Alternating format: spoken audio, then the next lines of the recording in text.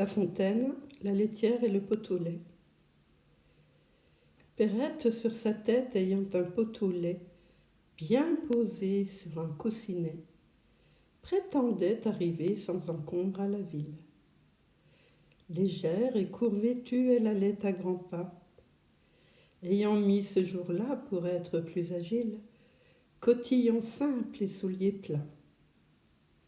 Notre laitière, ainsi troussée, comptait déjà dans sa pensée tout le prix de son lait, en employait l'argent, achetait un cent d'œufs, faisait triple couvée.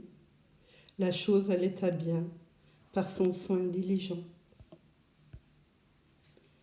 Il m'est, disait-elle, facile d'élever des poulets autour de ma maison.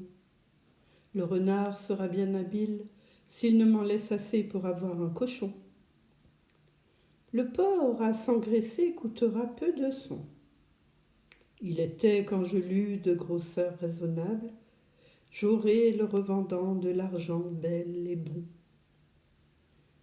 Et qui m'empêchera de mettre en notre étable, vu le prix dont il est, une vache et son veau, que je verrai sauter au milieu du troupeau? Perrette là-dessus saute aussi transportée. Le lait tombe, adieu veau, vache, cochon, couvée. La dame de ses biens, quittant d'un œil Marie, sa fortune ainsi répandue, va s'excuser à son mari, en grand danger d'être battue. Le récit en farce en fut fait. On l'appela le pot au lait. Quel esprit ne bat la campagne? Qui ne fait châteaux en Espagne? Picrocole, Pyrrhus, la laitière, enfin tous, autant les sages que les fous. Chacun songe en veillant, il n'est rien de plus doux. Une flatteuse erreur emporte alors nos âmes.